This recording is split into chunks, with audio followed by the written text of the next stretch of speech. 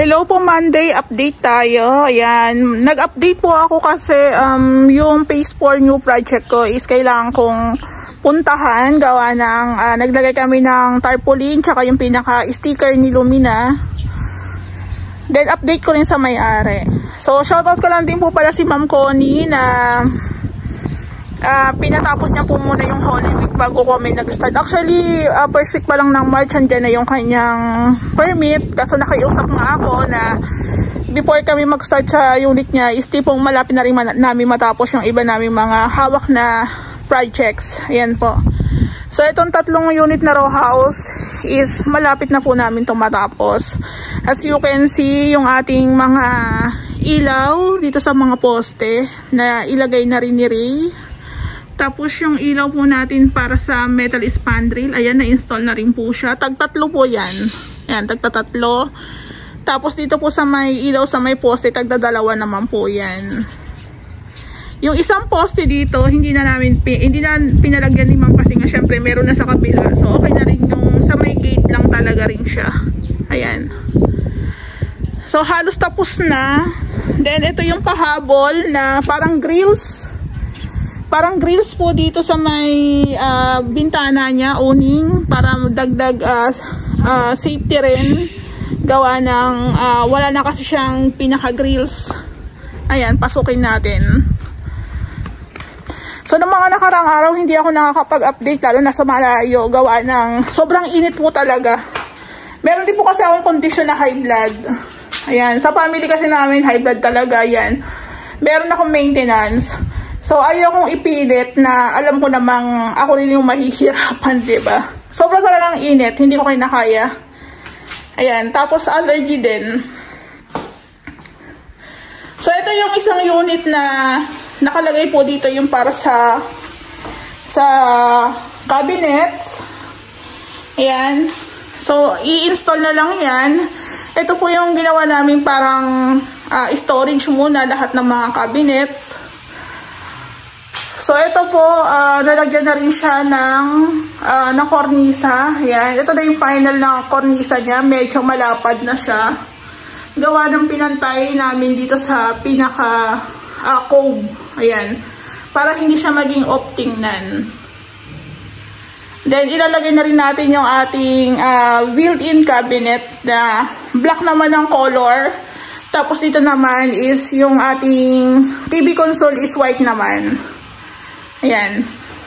Ayan. So, ito po yung para dito. Ayan. Pinturado na po siya. Pag in-install yan, pwede rin pong i-retouch na lang ulit. So, yung ating mga drainage, yan, hindi muna nila nilagay. So, meron tayong mga retaso. Baka yung mga retaso na yan, kunin na lang nila Ma'am yan, kung sakali.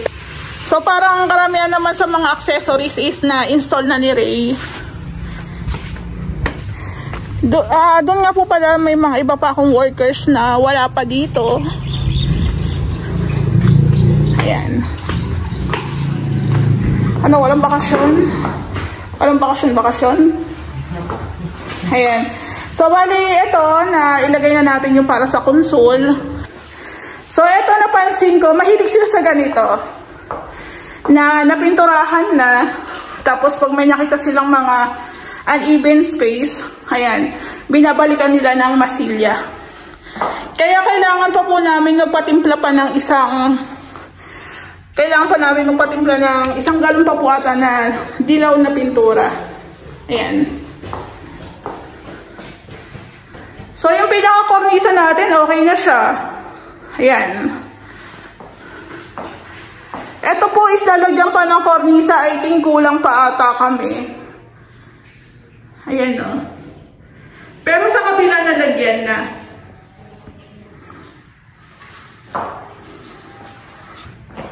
So, sabi ni Mama, according kay Bam, yung ating pinaka-access panels is lalagyan daw ng pinaka-frame. So, bibilihan na lang po namin ni Rito para, yun nga, mas ma-recognize mo kung ano yung nauka dyan o parang pinakaguhit dyan is yung access panel o silipan. So, while nag-i-install po o nag-i-install ng mga tawag ito, kornisa, nadudumihan yung ating walls. Nagagasgasan. So, kailangan din talagang i-retouch ulit. Ayan. So, sa amin, naka-install na kami ng mga ibang accessories, pero nagpa-final retouch pa rin talaga kami. Ayan po.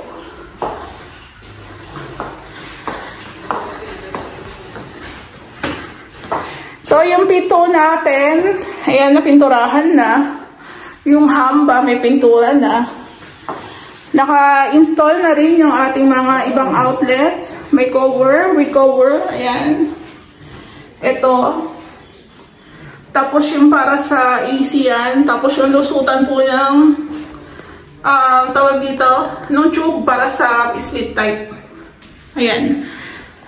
So, yung ating mga switch, naka-install na. Ang tawag dito, Royo. Royo po ito na plano type.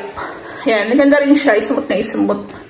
Medyo pricing nga lang pagdating sa mga switch, pero depende pa rin sa nagpapagawa. Siyempre, kung gusto niyo talagang ma-emphasize talaga yung pinaka-design, mga accessories, kailangan nyo rin talagang gastosan. So, ang wala na lang po dito yata yung strip light, tsaka itong ating center light. Ayan, dahil pang mga retouch, i-retouch.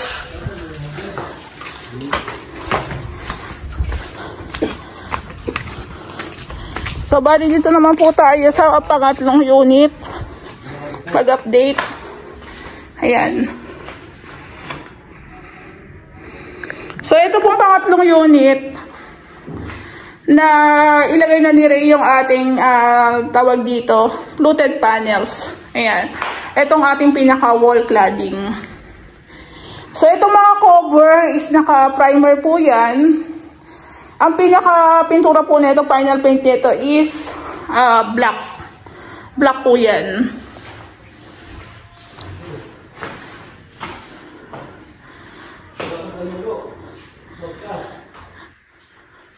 So, itong isang unit, ito pang isang unit is wala pang kornisa. So, bibilangin na lang namin kung ilang kornisa pa yung ipapasok namin dito. Para lagyan po yan, part na yan. Ayan. Ito po is black yung color nito Wait na lang tayo. Black yung kulay nito Ayan. So, andito yung mga ibang accessories. Ayan. Andito yung mga iba pang ibang mga 6 boxes of for garden spotlight for 3 units. Ayan. So, meron ditong mga accessories pa. Ayan, yung ating mga double lock. Ayan. Double lock, then handle.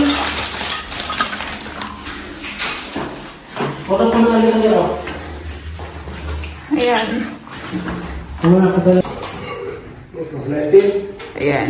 Ito po is hidden door din ang peg neto, pero room naman po yun nandun sa likod. Ayan. So, gumamit po tayo dyan ng no more nails. Ayan, no more nails. Kasi isa na lang po yata yung nasa bahay. Baka bumili lang kami sa hardware. Tsaka itong ating wall cladding clip. Ito. Wall cladding clip. Ayan, kailangan po kasi ng kakapitan.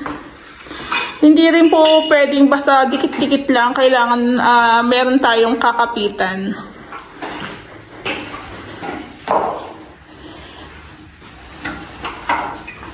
Ayan. So, hanggang doon po yan is naka fluted panels po tayo. Bilangin mo ko ilang kornisa pa ang kulang.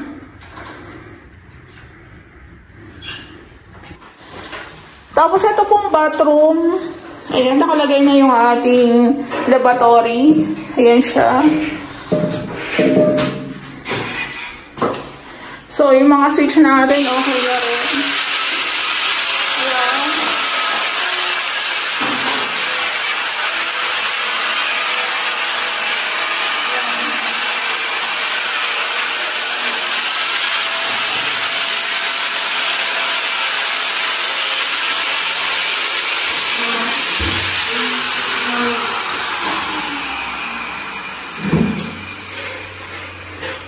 So, konti-konti na po nakukumpleto.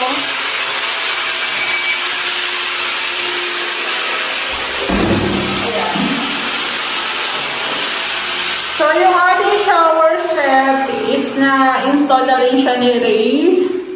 Ayan, hindi ko nga lang alam kung working na to, kung pwede nang gumana.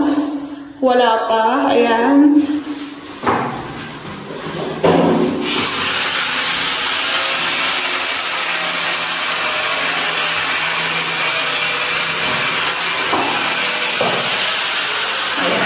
So, bali ang kulang na lang po dito yung ating, yung flash. Tapos yung faucet dito. Tsaka yung ating exhaust. Tsaka yung ilaw po dito.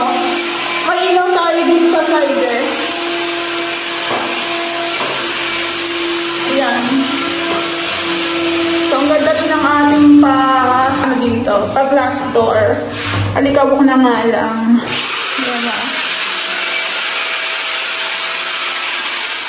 So, naka-install na rin pala yung ating lababo.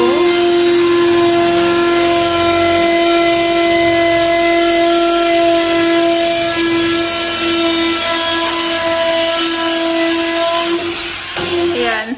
Mas okay pong nakasalo. Katulad po sa mga projects namin, mas gusto namin nakapatong lang yung ating sink. Yan.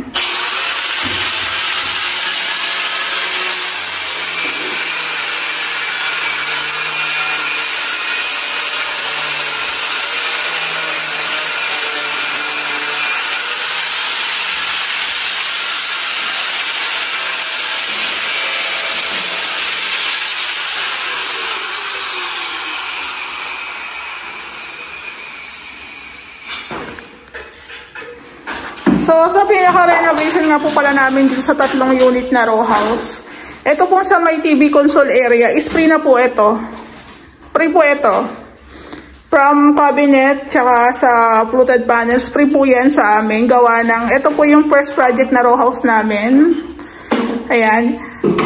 Minsan kasi pag may mga tulad nito, wala pa kaming row house na project, ito pa lang. So, bali, dahil first project namin siya na row house, tapos 3 units pa, ito po is piniri ko na po to kay ma'am.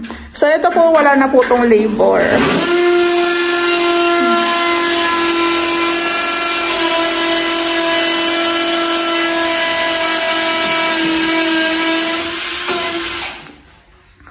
So, ganun din po yung ginagawa namin sa mga ibang first project din namin na mga model. Halimbawa, first Adriana namin yung kay ma'am sa Phase 6. Meron din kaming piniri doon yung mini tambol niya sa may hagdanan. So, doon po ni Ray ginagamit yung ating clip. Ayan.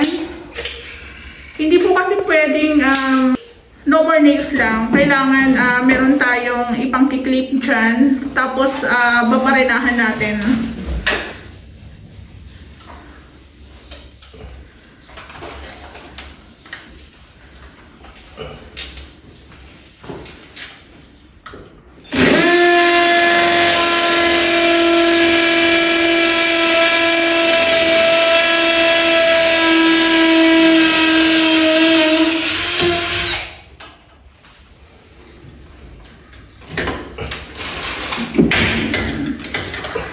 Tapos nga po pala, remind ko lang, i-share ko lang.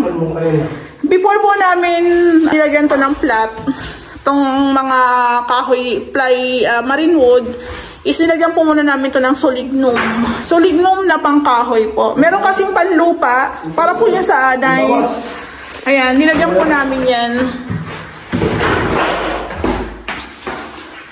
So, ganyan po yung peg niyan.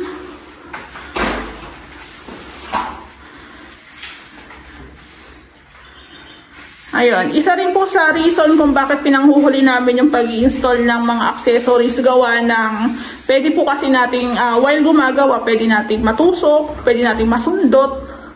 Ayan, ganyan po ang peg niyan. Hidden door din po.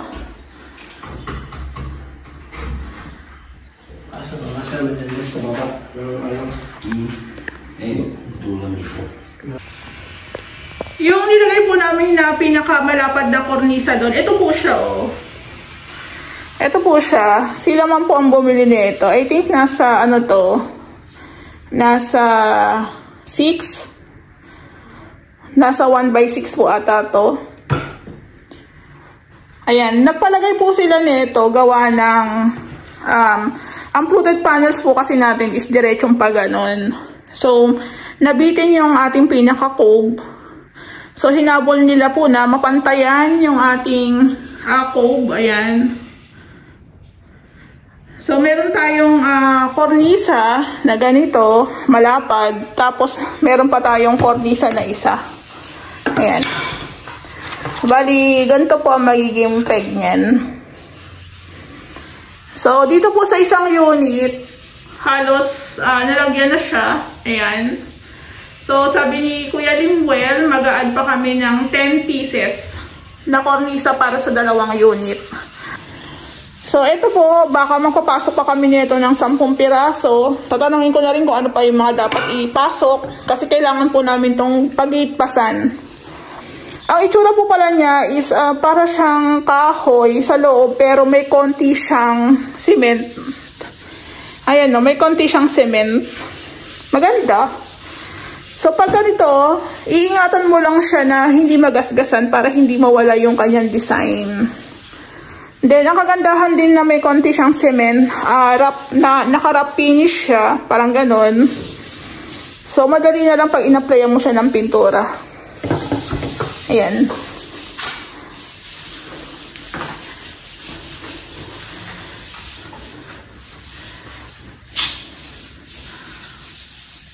Ganyan po yung itsura niya.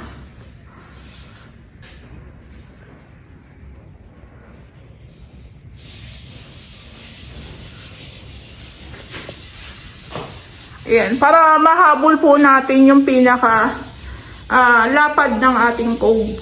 Ayan, tapos ito, naglagay din po tayo dito sa side. Ayan, meron din siya dyan. So, tatanungin ko na lang po sila Ray kung ano pa yung ipapasok naming materyales. Bukod po dun sa pintura na dilaw.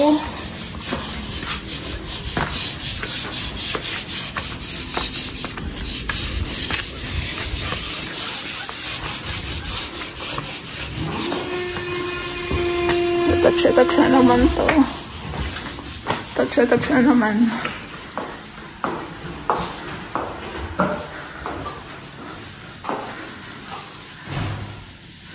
Ito yung second.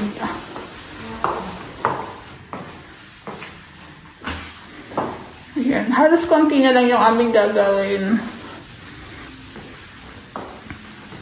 Kaya pala tayo pintura ng dilaw. Oo nga. Mga ilang galon pa kaya? Isa. Sana siguro. Isa na lang. Isa na lang, no? Sige. Last time kasi wala rin yung magtitimpla eh. Magpumunta kami, wala. Tignan namin mamaya pag mayroon.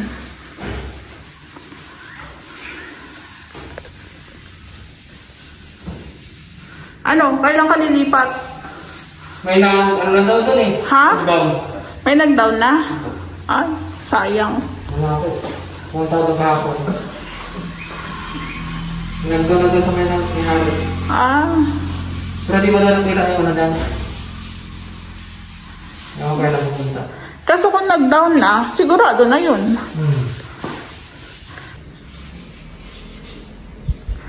Yung grills nga po pala namin dun sa labas, dito po yun ilalagay yun. Dito po. Kaya ito pong pinaka-owning window natin. Sadya po talagang medyo mas lamang doon palabas. Kasi maglalagay kami ng grills dito. Kasi ito po, is wala na siyang grills. Ayan no. Kumbaga, kung hindi mo siya lalagyan ng sadya na grills, kasya ka dyan. Kasya kahit bata o medyo payat na adult, kasya. So, ito po, lalagyan namin siya dito. Ayan, sinukatan na po. Nagawa na siya last week. Ayan. Dito po siya ilalagay para kahit buksan to, is meron pa rin tayong grills na nakaharang dito. Ayan, mas safe.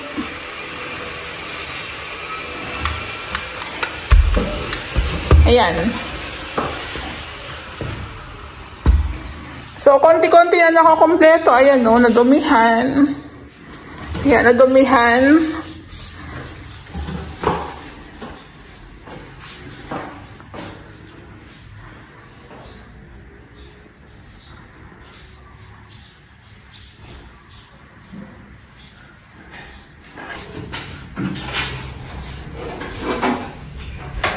So, bali yung mga linggit-linggit na yon, ayan, tukod po yan. Ayan, para hindi po muna, yung pinakamaliit doon, ayan, para dumikit ng husto. Ayan, nilagyan nila ng tukod.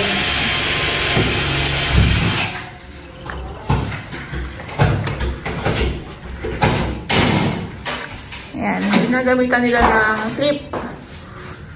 Tsaka ng blind rivets.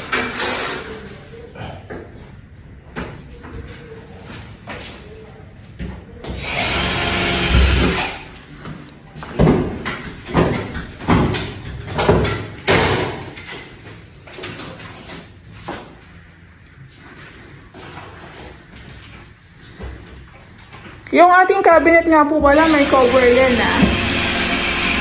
Yan, hindi pa lang namin na-install pero meron po siyang takip o pinto. Tapos sa ilalim po niyan is meron tayong outlet. Ayan, meron tayong outlet.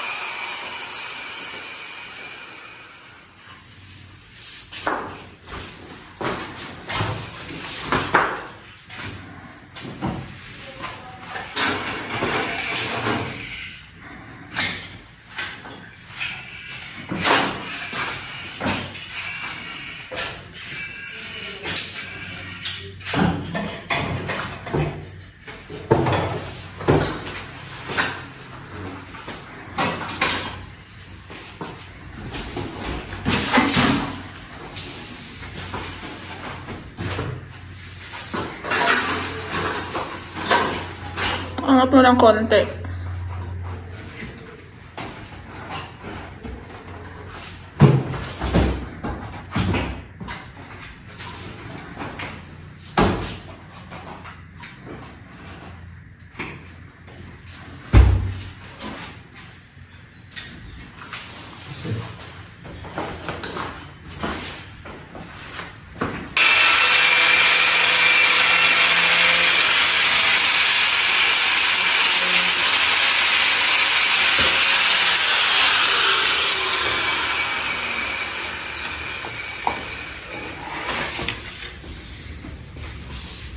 Ilang box kayo ng ganyan?